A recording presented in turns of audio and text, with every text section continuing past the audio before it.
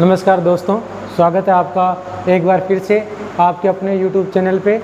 आज अपने स्टार्ट कर रहे हैं एक नया वीडियो और इस वीडियो का जो टॉपिक रहेगा वो रहेगा सिंधु घाटी सभ्यता। तो आज का अपना टॉपिक है सिंधु घाटी सभ्यता। सर्वप्रथम इस सिंधु घाटी सभ्यता के प्रारंभिक इतिहास की अपने बात करते हैं।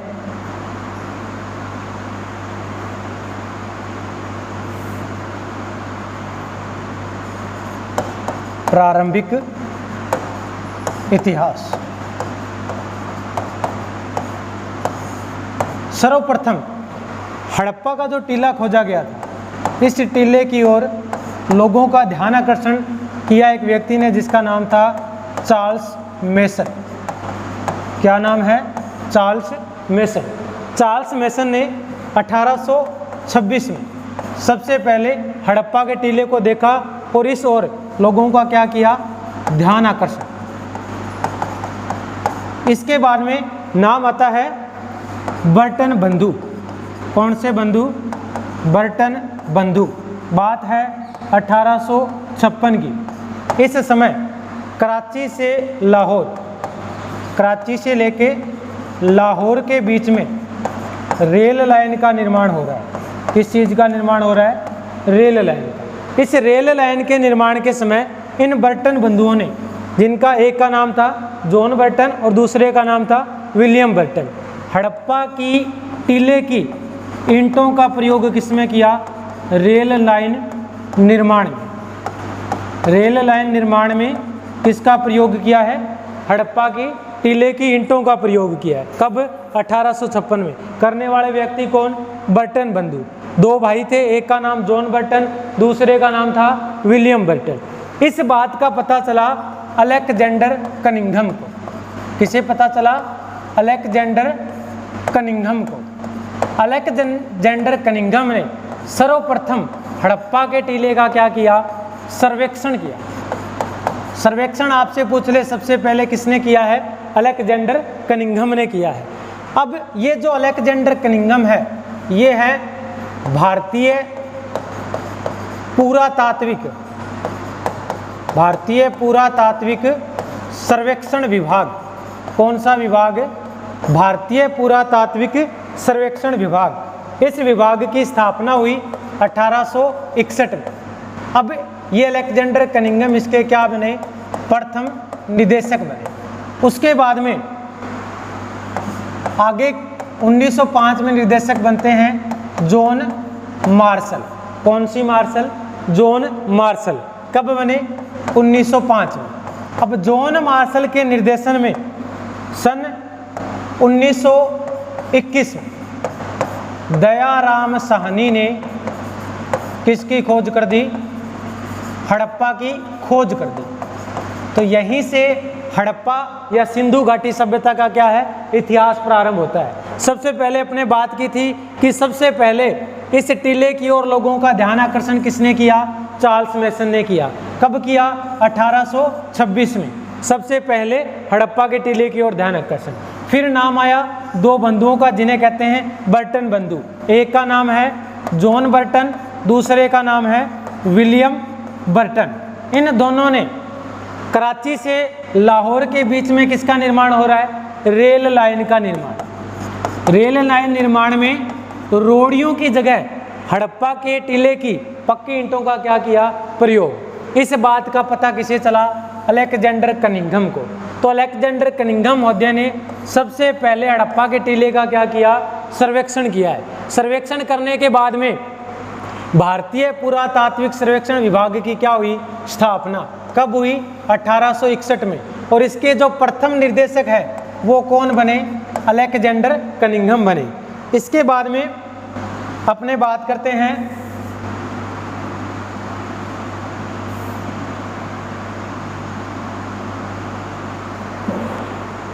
नामकरण की। हड़प्पा के नामकरण की बात करते हैं। आपसे पूछ ले सिंधु घाटी सभ्यता या हड़प्पा सभ्यता के कितने नाम प्रचलित हैं, तो सिंधु घाटी सभ्यता या हड़प्पा के 4 नाम क्या हैं? प्रचलित नाम है। सबसे पहला नाम है हड़प्पा सभ्यता। इसे अपने क्या कहते हैं? हड़प्पा सभ्यता। इसके अलावा इसे कहते हैं हम सिंधु सभ्यता। इसके अलावा अपने इसे कहते हैं सिंधु घाटी सभ्यता। इसके अलावा इसका नाम प्रचलित है सिंधु सरस्वती सभ्यता। ये चार नाम इसके क्या है? मुख्यतः प्रचलित नाम है। अब इन चारों में से आपसे पूछ ले कि सबसे उपयुक्त नाम कौन सा है, तो हड़प्पा सभ्यता क्या है? सबसे उपयुक्त नाम है। हड़प्पा सभ्यता इसे क्यों कहा गया, ऐसा आपसे पूछ ले तो सर्वप्रथम खोजा गया स्थल कौन सा था? सर्वप्रथम खोजा गया स्थल था हड़प्पा। इसी कारण इस सभ्यता को क्या नाम दे दिया गया? हड़प्पा सभ्यता नाम दे दिया गया। उसके बाद में दूसरा नाम है सिंधु सभ्यता। सिंधु सभ्यता किसने कहा? जॉन मार्शल ने कहा। किसने कहा? जॉन मार्शल ने। सिंधु सभ्यता कहने का कारण क्या था कि प्रारंभिक जो स्थल है वो कौन सी नदी के किनारे मिले? सिंधु नदी के किनारे मिले। इसी कारण इस सभ्यता का नाम क्या दे दिया गया? सिंधु सभ्यता। फिर तीसरा नाम आता है सिंधु घाटी सभ्यता। अब सिंधु घाटी सभ्यता क्यों कहा गया? सिंधु तथा उसकी सहायक नदियां, सिंधु तथा उसकी सहायक नदियां घाटी में से प्रभावित होती है। सिंधु तथा इसकी जो सहायक नदियां हैं कहाँ से प्रभावित होती है? घाटी में से। इसी कारण इस सभ्यता को क्या नाम दे दिया गया? सिंधु घाटी सभ्यता। फिर उसके बाद में वर्तमान में जो नाम प्रचलित है वो कौन सा है? सिंधु सरस्वती सभ्यता। इसे सिंधु सरस्वती सभ्यता क्यों कहा गया? देखिए, बात है 1947 की। 1947 में कौन सी घटना घटित हुई? सबको पता है कि भारत देश क्या हो गया? आज़ाद हो गया। इसके अलावा भारत का क्या हो गया? विभाजन हो गया। भारत के विभाजन के बाद में जो सिंधु घाटी सभ्यता या हड़प्पा सभ्यता के प्रमुख स्थल थे वो क्या है? सारे के सारे पाकिस्तान के पास चले गए। भारत के पास केवल 2 स्थल बचे थे। भारत के पास कितने बच गए? 2 स्थल। 2 कौन कौन से? अब ये 2 है, एक तो है रंगपुर, ये है काठियावाड़ गुजरात। कौन सा है? रंगपुर काठियावाड़ गुजरात में। इसके अलावा दूसरा स्थान बचा था पंजाब का, एक क्षेत्र पंजाब का था। ये 2 स्थल बचे। अब 1947 के बाद में दोबारा उत्खनन हुआ। इस उत्खनन के दौरान जितने भी स्थल मिले वो सरस्वती नदी के किनारे मिले। सरस्वती नदी के किनारे पर। इस कारण इसका नाम क्या वर्तमान में प्रचलित है? सिंधु सरस्वती सभ्यता। हमने बात की सिंधु घाटी सभ्यता के नामकरण की। कितने नाम प्रचलित थे? 4 नाम। पहला कौन सा? हड़प्पा सभ्यता। दूसरा कौन सा? सिंधु सभ्यता। तीसरा कौन सा? सिंधु घाटी सभ्यता। और चौथा कौन सा? सिंधु सरस्वती सभ्यता। हड़प्पा सभ्यता क्यों कहा गया? क्योंकि सबसे पहला खोजा गया स्थल कौन सा था? हड़प्पा था। इसी कारण इसे क्या कह दिया गया? हड़प्पा सभ्यता। सबसे उपयुक्त नाम कौन सा? हड़प्पा सभ्यता। फिर उसके बाद में सिंधु सभ्यता क्यों कहा गया? क्योंकि प्रारंभ में जितने भी स्थल मिले कौन सी नदी के किनारे मिले? सिंधु नदी के किनारे। इसी कारण इसे क्या कह दिया गया? सिंधु सभ्यता। फिर उसके बाद में है सिंधु घाटी सभ्यता। सिंधु तथा उसकी सहायक नदियां किस में से प्रभावित होती है? घाटी में से। इसी कारण इस क्षेत्र में, इस सिंधु या सहायक नदियों के क्षेत्र में जो स्थल मिले, इस कारण इस सभ्यता का नाम क्या रख दिया गया? सिंधु घाटी सभ्यता। फिर नाम आया प्रचलन में सिंधु सरस्वती सभ्यता। आज़ादी के बाद में ज़्यादातर स्थल कहाँ चले गए? पाकिस्तान के पास चले गए। भारत के पास केवल 2 बचे थे, एक रंगपुर और एक पंजाब का था। और अब इन दोनों के अलावा 1947 के बाद में जितने भी स्थल खोजे गए सारे के सारे कौन सी नदी के किनारे मिले? सरस्वती नदी के किनारे। इस कारण इस सभ्यता का जो नया नाम प्रचलन में आया उसका नाम, वो नाम था सिंधु सरस्वती सभ्यता। इसके बाद में अपने इस सभ्यता के विस्तार की बात करते हैं। सिंधु घाटी सभ्यता का विस्तार की बात आती है तो उत्तर में स्थल है मांडा और इधर है दैमाबाद। सबसे उत्तरी स्थल आपसे पूछे तो कौन सा है? उत्तरी स्थल मांडा है। और ये मांडा कहाँ पे है? ये मांडा पड़ता है जम्मू कश्मीर। कहाँ पे है? जम्मू कश्मीर। अब मांडा पूछ ले कौन सी नदी के किनारे, तो यहाँ पे आपका जो कंफ्यूजन रहेगा वो रहेगा झेलम और चेनाब। तो आपको सिर्फ इतना याद रखना है, मांडा को नहीं झेल पाएगी कौन? झेलम। तो कौन झेलेगी? चेनाब। तो आपसे पूछ ले मांडा कौन सी नदी के किनारे, तो चेनाब नदी के किनारे। भारतीय सीमा में सिंधु घाटी सभ्यता का क्या है? सबसे उत्तरी स्थल है। सबसे दक्षिणी स्थल पूछ ले तो कौन सा है? दक्षिणी स्थल है दैमाबाद। दैमाबाद कहाँ पे है? महाराष्ट्र में।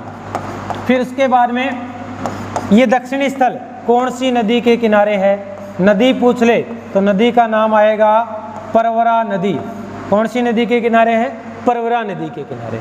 फिर उसके बाद में है पूर्वी स्थल। पूर्वी स्थल है आलमगीरपुर।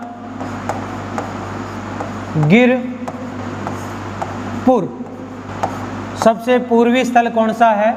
आलमगीरपुर। ये है मेरठ उत्तर प्रदेश में। फिर उसके बाद में सबसे पश्चिमी स्थल पूछ ले तो कौन सा है? सुत कांगे डोर।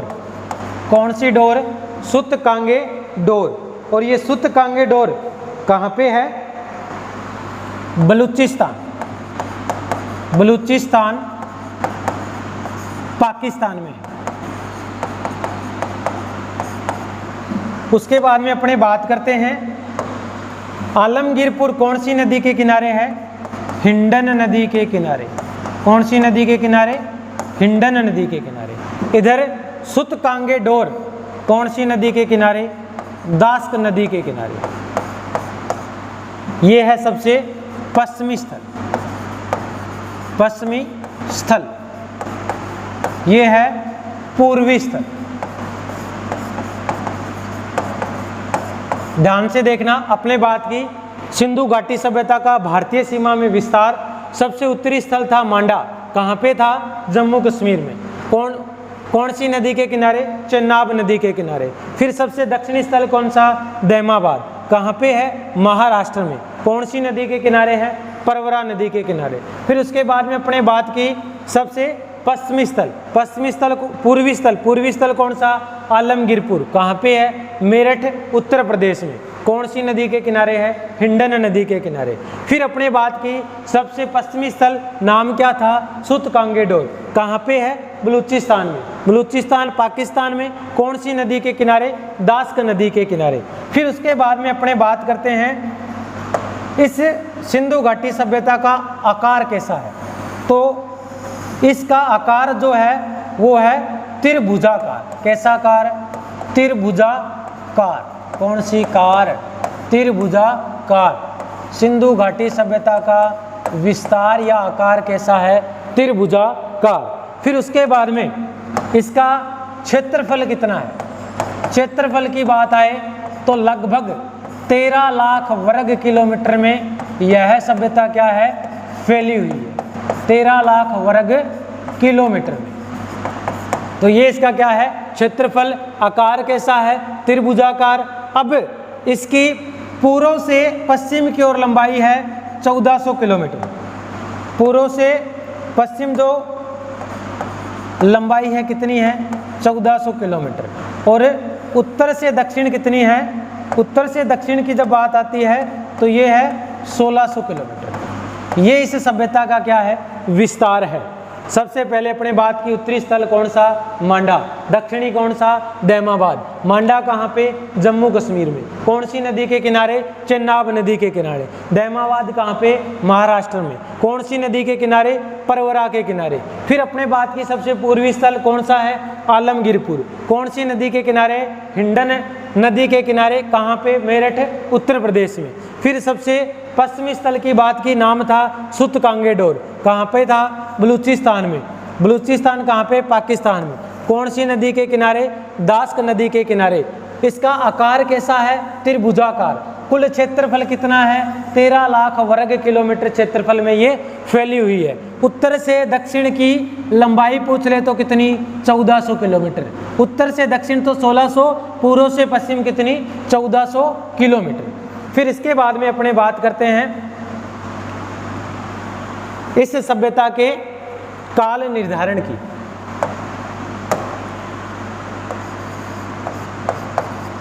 काल निर्धारण। काल निर्धारण की जब बात आती है तो सबसे पहला नाम आता है जॉन मार्शल का। कौन सी मार्शल का? जॉन मार्शल का। इन्होंने सारगोन अभिलेख। कौन सा अभिलेख? सारगोन अभिलेख कहाँ से मिला है? मेसोपोटामिया का है। कहाँ का है? मेसोपोटामिया। इस मेसोपोटामिया के सारगोन अभिलेख के अनुसार जॉन मार्शल ने सिंधु घाटी सभ्यता का समय 3200 ईसा पूर्व से 2750 ईसा पूर्व माना है। क्या माना है?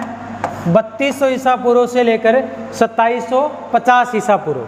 इसके बाद में जो सर्वमान्य मत है वो है C14 या कार्बन 14। C14 या कार्बन 14 के अनुसार सिंधु घाटी सभ्यता का समय है 2300 ईसा पूर्व से लेकर 1750 ईसा पूर्व। 2300 ईसा पूर्व से 1750 किसके अनुसार है? C14 या कार्बन 14 के अनुसार। इसी मत का समर्थन करते हैं रोमिला थापर। रोमिला थापर ने भी कौन सा बताया है? 2300 ईसा पूर्व से 1750 ईसा पूर्व। इसके अलावा डीपी अग्रवाल, इन दोनों ने कौन से मत का समर्थन किया है? C कार्बन 14 वाले मत का समर्थन किया है। इसके अलावा अपने एक संस्था पढ़ते हैं जिसका नाम है NCERT। NCERT के अनुसार सिंधु घाटी सभ्यता का समय है 2500 ईसा पूर्व से लेकर 1800 ईसा पूर्व। 2500 ईसा पूर्व से लेकर 1800 ईसा पूर्व समय किसने बताया है? NCERT ने बताया है। इसके अलावा माधव स्वरूप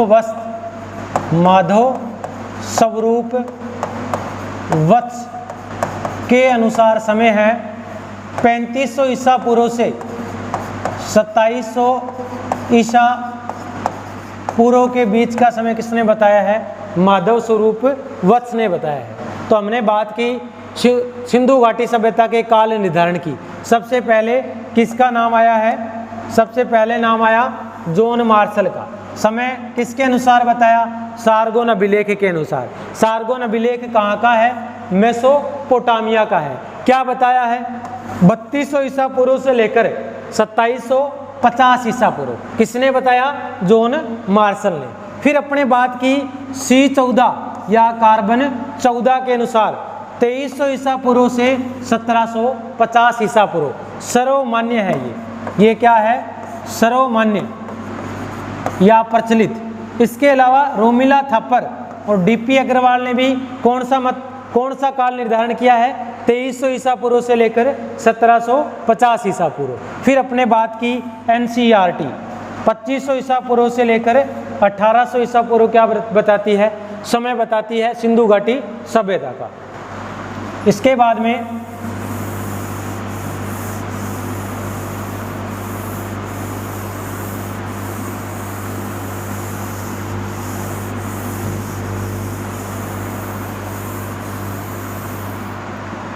प्रमुख स्थलों की बात करें तो सबसे पहले खोजा गया जो स्थल था वो था हड़प्पा। कौन सा था? हड़प्पा। हड़प्पा की अपने वर्तमान स्थिति की बात करें तो ये पाकिस्तान के पंजाब प्रांत में, कौन से प्रांत में है? पंजाब प्रांत में मोंटगोमरी जिले में है, मोंटगोमरी। और मोंटगोमरी वर्तमान में जिले का क्या नाम है? शाहीवाल। जब खोजा गया उस समय कौन से जिले में था? मोंटगोमरी जिले में। और वर्तमान में इसका नाम क्या है? शाहीवाल। कौन से प्रांत में है? पंजाब प्रांत में। कौन से जिले में? मोंटगोमरी में।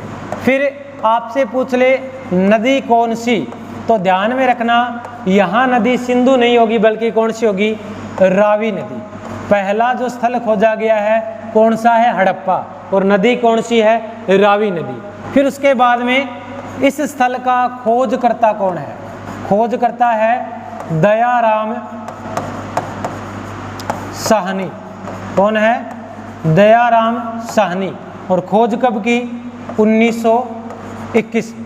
दयाराम साहनी ने हड़प्पा के टीले की खोज कब की है? 1921 में। कौन सी नदी के किनारे है? रावी नदी के किनारे। फिर उसके बाद में बात करें इसके उपनाम, तो उपनाम में एक तो इसका नाम आता है तोरण द्वार। क्या कहते हैं इसे? तोरण द्वार। इसके अलावा अर्ध औद्योगिक नगर, तोरण द्वार या अर्ध औद्योगिक नगर। अब दो इसके क्या मिलते हैं अपने को? उपनाम मिलते हैं। फिर उसके बाद में बात करें इसकी विशेषताओं की, तो एक बार इसको क्लियर कर देता हूं मैं।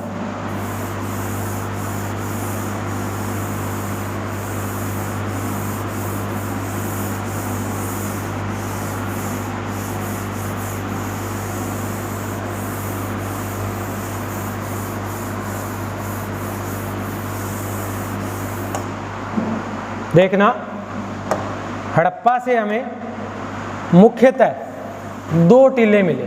कितने टीले मिले हैं? 2 टीले। ठीक है, ये तो है पश्चिमी टीला। इसे क्या नाम, क्या कहा गया? पश्चिमी टीला है ये तो। और ये है पूर्वी टीला। कितने टीले मिले हैं? 2। एक कौन सा? पश्चिमी। दूसरा कौन सा? पूर्वी टीला। अब इनमें से जो पश्चिमी टीला है इसे नाम दिया गया है दुर्ग टीला। क्या कहा गया? दुर्ग टीला, या इसे कह देते हैं गढ़ी। और जो पूर्वी टीला है इसे कहा गया नगर टीला। क्या कहा गया है? नगर टीला। तो हड़प्पा से कितने टीले मिले? 2। एक कौन सा? पश्चिमी। दूसरा कौन सा? पूर्वी। पश्चिमी टीले को क्या कहा जाता है? दुर्ग टीला या गढ़ी। पूर्वी टीले को क्या कहा जाता है? नगर टीला। अब इस पश्चिमी टीले को माधव स्वरूप वत्स, मार्टिमर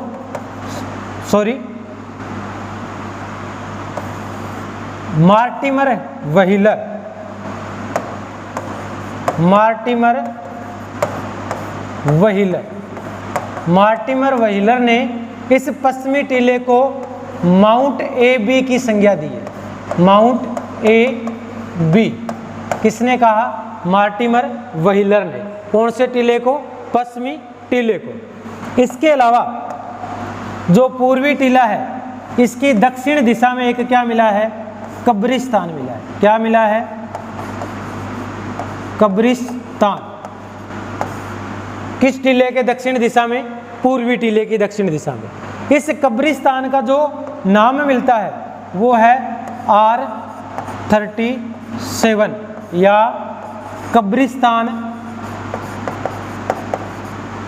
H। क्या नाम मिलता है? R37 या कब्रिस्तान H। हमने देखा कि हड़प्पा में कितने टीले मिले हैं? 2 टीले। एक कौन सा? पश्चिमी। दूसरा कौन सा? पूर्वी। पश्चिमी टीले को क्या कह दिया? दुर्ग टीला। और पूर्वी को क्या कह दिया? नगर टीला। अब पश्चिमी टीले को किसने? मार्टिमर व्हीलर ने क्या नाम दिया? Mount A B. इसके अलावा पूर्वी टीले की दक्षिण दिशा में हमें क्या मिला है? एक कब्रिस्तान मिला है। और इस कब्रिस्तान को नाम क्या दिया गया है, R37, या इसके अलावा कब्रिस्तान H। ये दो टीले कहाँ से मिले अपने को, हड़प्पा से मिले। उसके बाद में बात करें इसकी विशेषताओं में, तो यहाँ से लकड़ी की काष्ठ पेटिका मिली है, काष्ठ पेटिका या बोल दे ताबूत, या बोल दे शव पेटिका, कहाँ से मिली है, हड़प्पा से। कहते हैं कि ये जो लकड़ी है ये देवदार की है, किसकी है, देवदार की। इसके अलावा 6 की पंक्तियों में बना, 6 की पंक्तियों में बना अन्नागार मिला है। क्या मिला है, अन्नागार। 6 की पंक्तियां कैसे, मान लो ये एक अन्नागार है, ठीक है। अब इस अन्नागार में क्या है, इस अन्नागार में 6 रूम बने। मान लो 1 2 3 4 5 और 6 तो इस तरफ है, 1 2 3 4 5 6, और 6 ही सामने की तरफ है। अब ये जो एक रूम है ना, इस रूम की साइज कितनी है, 20 × 50 फीट। एक रूम कितने का है, 20 × 50 फीट का। टोटल कितने रूम है, कुल 12 कक्ष बने हुए। क्या है, अन्नागार। क्या है, अन्नागार। अब ध्यान से सुनना, हड़प्पा या सिंधु घाटी सभ्यता की सबसे बड़ी इमारत, और एक क्वेश्चन आता है सबसे बड़ी संरचना। एक तो क्या पूछ लिया आपसे, सिंधु घाटी सभ्यता की सबसे बड़ी इमारत। एक पूछ लिया सिंधु घाटी सभ्यता की सबसे बड़ी संरचना। अगर आपसे पूछे इमारत तो आपको उत्तर क्या देना है, इमारत अगर आपसे पूछे तो आपको बताना है हड़प्पा का अन्नागार। आपसे पूछ ले सिंधु घाटी सभ्यता या हड़प्पा सभ्यता की सबसे बड़ी इमारत कौन सी है, तो आपका उत्तर क्या रहेगा, हड़प्पा का अन्नागार। फिर आपसे पूछ ले सबसे बड़ी संरचना, संरचना जब पूछे तो आपका उत्तर रहेगा लोथल का गोदीवाड़ा। सबसे बड़ी संरचना कौन सी है, लोथल का गोदीवाड़ा। और सबसे बड़ी इमारत कौन सी है, हड़प्पा का अन्नागार। एक कक्ष का साइज कितना है, 20 × 50 फीट। कुल कितने कक्ष बने हुए हैं, 12 कक्ष बने हुए। और ये जो अन्नागार है पूर्वी टीले के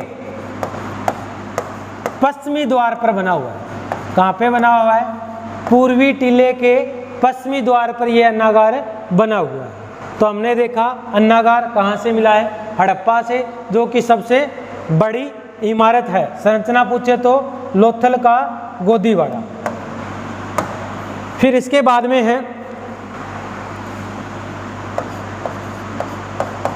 लाल रंग की मानव मूर्ति मिली है।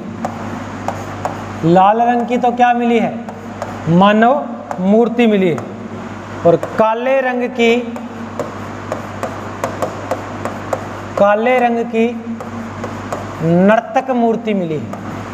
2 मूर्तियां मिली है, एक तो किस रंग की है, लाल रंग की, वो तो सीधे मानव की है।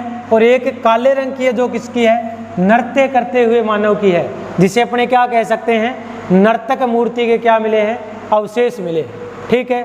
इसके अलावा सर्वाधिक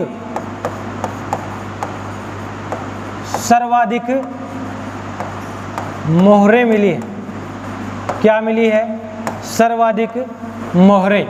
अब नाम आया है मोहरों का, तो एक साथ यहीं पे बता देता हूं। एक तो है अभिलेख युक्त मोहरें, सीधा पूछ ले सर्वाधिक अभिलेख युक्त मोहरें, सीधी सर्वाधिक मोहरें। इसके अलावा बेलनाकार मोहर, कौन सी मोहर? बेलनाकार मोहर। इसके अलावा फारस की मोहर, फारस की मुहर। इसके अलावा बटन के आकार की मोहर, बटन के आकार की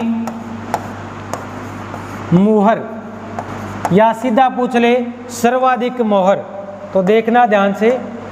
अभिलेख युक्त पूछे सबसे तो उत्तर आपका क्या रहेगा? हड़प्पा। सर्वाधिक पूछे तो क्या रहेगा? मोहनजोदड़ो। अभिलेख युक्त पूछेगा तो क्या रहेगा? हड़प्पा। सीधा सर्वाधिक पूछ ले तो क्या रहेगा? मोहनजोदड़ो। बेलनाकार मोहर पूछे तो आपका उत्तर क्या रहेगा? कालीबंगा।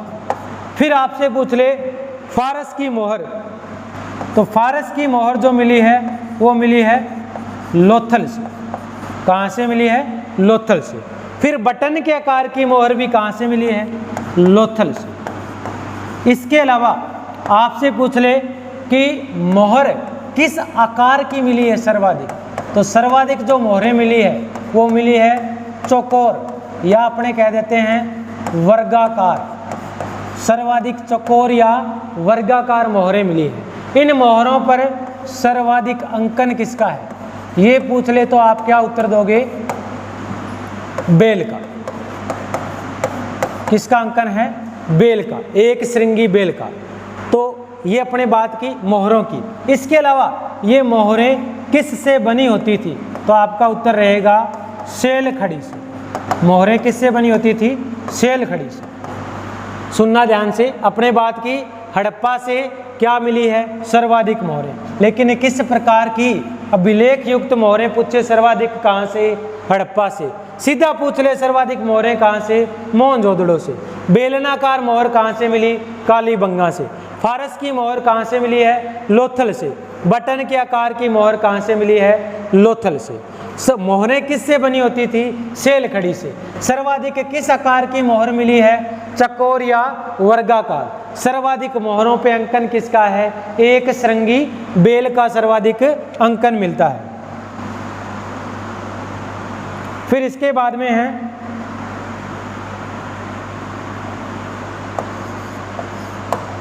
हड़प्पा से श्रमिक क्वार्टर मिले हैं। क्या मिले हैं? श्रमिक क्वार्टर या कर्मचारी भवन। कहाँ से मिले हैं? हड़प्पा से। कांसे का दर्पण मिला है। क्या मिला है? कांसे का दर्पण। ये भी कहाँ से मिला है? हड़प्पा से। गर्भ से पौधा निकलते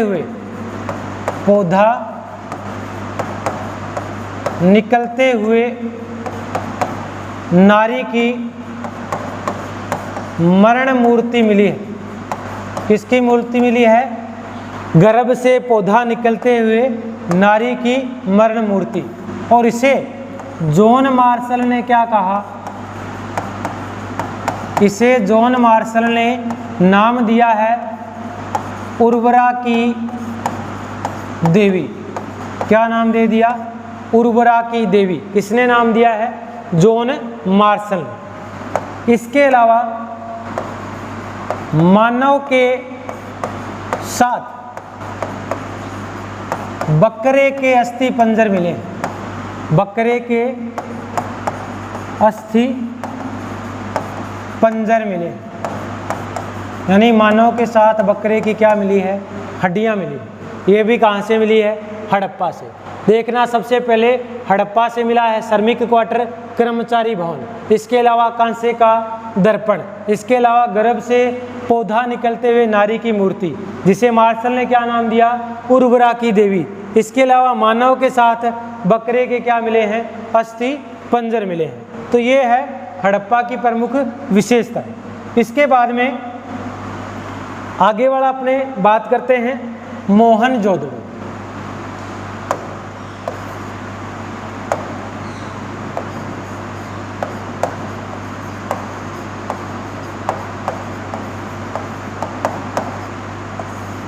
मोहनजोदड़ो वर्तमान स्थिति इसकी भी कहाँ पे है? पाकिस्तान। कहाँ पे है? पाकिस्तान।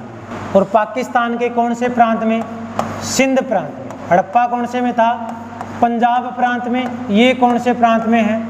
सिंध प्रांत में। सिंध प्रांत के कौन से जिले में? लरकाना जिले में। कौन सा काना? लरकाना जिला। अब कौन सी नदी के किनारे है? हड़प्पा कौन सी के था? रावी के। ये कौन सी नदी के किनारे है? सिंधु नदी के किनारे। कौन सी नदी के किनारे? सिंधु के। इसकी खोज किसने की? इसकी खोज की है राखलदास बनर्जी ने। किसने की है? राखलदास बनर्जी। कब की? 1922। फिर इसके बाद में इसके उपनाम। उपनाम में सबसे पहले आता है मर्तकों का टीला। मोहनजोदड़ो सिंधी भाषा का शब्द है और इसका हिंदी अर्थ होता है मर्तकों का टीला। इसके अलावा सिंध का नखलिस्तान। कौन सा तान? नखलिस्तान। नखलिस्तान का क्या अर्थ होता है? रेगिस्तान में हरी भरी जगह। फिर उसके बाद में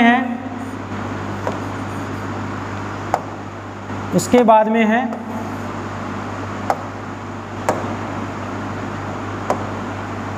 थार का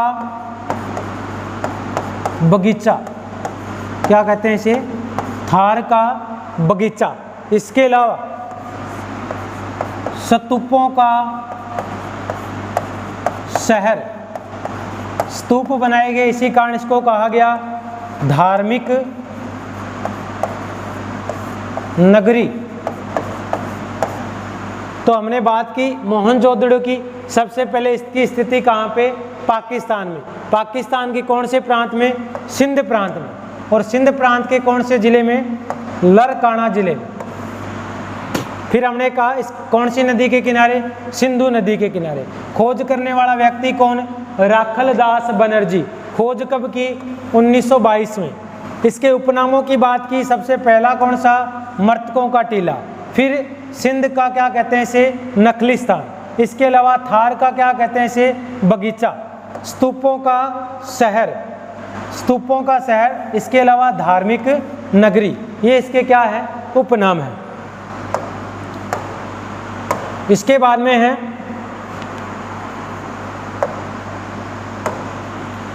इसकी विशेषताएं। विशेषताओं की जब बात आती है तो सबसे पहले यहाँ पे एक नाम आता है, वो नाम है विशाल स्नानागार। क्या नाम आया? विशाल स्नानागार, जिसकी लंबाई है 39 फीट, चौड़ाई है 23 फीट और ऊंचाई या कह दें गहराई जो इसकी है वो है 8 फीट। यानी 39 इंटू 23 इंटू 8 फीट इसका क्या है? माप है। इस कारण इसे क्या कहा गया है? विशाल स्नानागार। उपयोग कब होता? इसका उपयोग होता धार्मिक उत्सवों में। कब होता? धार्मिक उत्सवों में। अब इसको विशाल इसलिए कहा गया है कि वर्तमान भारत में या वर्तमान समय में अपने बात करें तो आम खास जो स्नानागार होता है वो 3 इंटू 4 का होता है और ये उसके मुकाबले काफ़ी बड़ा है। इस कारण इसको क्या कह दिया? विशाल स्नानागार। जॉन मार्शल ने इसे विश्व का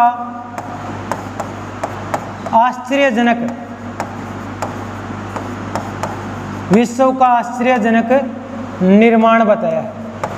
विश्व का आश्चर्यजनक निर्माण किसने बताया? जॉन मार्शल ने। किसको? विशाल स्नानागार को। फिर इसके बाद में मान लो ये विशाल स्नानागार है, ठीक है। ये कौन सी दिशा आ गई? उत्तर दिशा। ये कौन सी? दक्षिण दिशा, ये पूर्व और ये पश्चिम। अब आपसे पूछ ले इस विशाल स्नानागार के किस दिशा में सीढ़ियां बनी हुई है, तो इस विशाल स्नानागार के उत्तर व दक्षिण में क्या बनी हुई है, सीढ़ियां। इधर भी 9 सीढ़ी है, इधर भी 9 सीढ़ी है। जल निकासी की व्यवस्था यहाँ पे है उत्तर दक्षिण पश्चिम दिशा में। दक्षिण पश्चिम दिशा में जल निकासी की क्या है, व्यवस्था है। तो ये विशाल स्नानागार है। इसके बाद में यहाँ से भी हमें क्या मिला है, एक अन्नागार मिला है। क्या मिला है, अन्नागार, जिसकी माप है 45 × 15। ठीक है, ये है मीटर में। क्या है, मीटर में। अब आपसे पूछ ले कि मोहनजोदड़ो की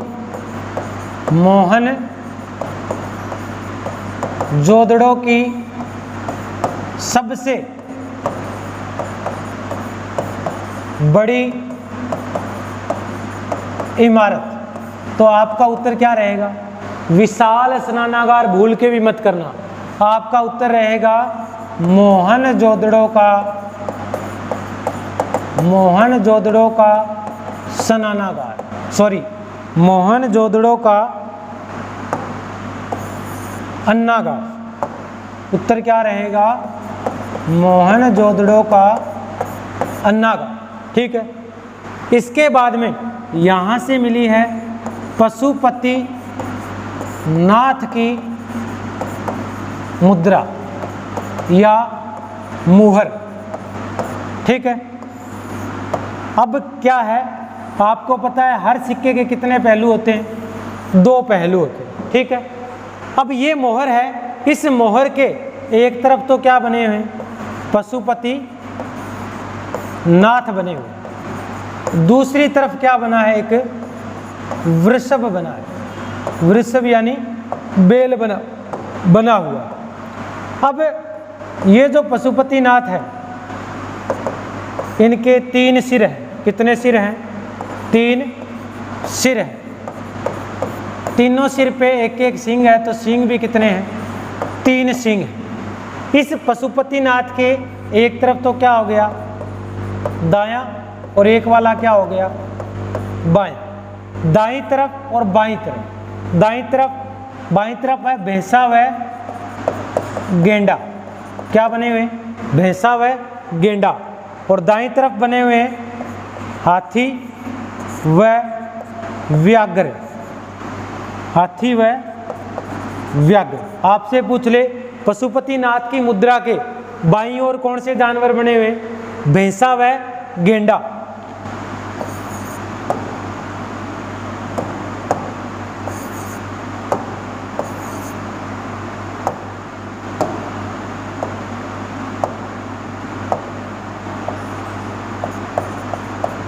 और इस मुद्रा के सामने की तरफ बने हुए 2 हिरण। तो दाईं तरफ तो कौन कौन से, हाथी व व्याघ्र, बाईं ओर भैंसा व गेंडा, पीछे की तरफ क्या बना हुआ है, वृषभ। अब आपसे पूछ ले कुल कितने जानवर बने हुए, तो 1 2 3 4 5, यहाँ पे 2 है तो 6 और ये 7। कुल कितने जानवर, 7। कुल कितने प्रकार के, तो 6। और पशुपति नाथ के नीचे कितने हैं, टोटल 6। दाईं ओर कितने, 2। बाईं ओर कितने, 2। दाईं ओर कौन से, हाथी व व्याघ्र। बाईं ओर कौन से, भैंसा व गेंडा।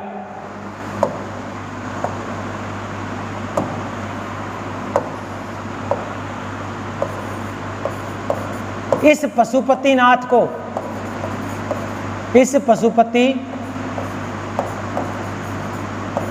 को जॉन मार्शल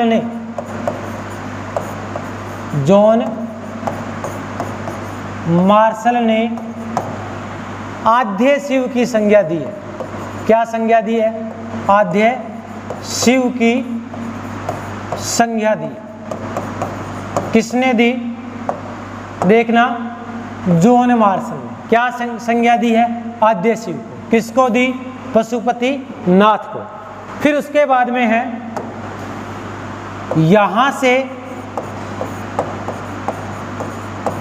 कांसे की नृत्यरत नारी की मूर्ति मिली है। कौन सी मूर्ति मिली है? कांसे की मूर्ति है नृत्यरत नारी की। सीधा पूछ ले, नृत्यरत नारी किससे बनी है? कांसे से। कहाँ से मिली है? मोहनजोदड़ो से। इसकी इस मूर्ति की जो हाइट है वो कितनी है? 14 सेंटीमीटर। कितनी है? 14 सेंटीमीटर। फिर इसके बाद में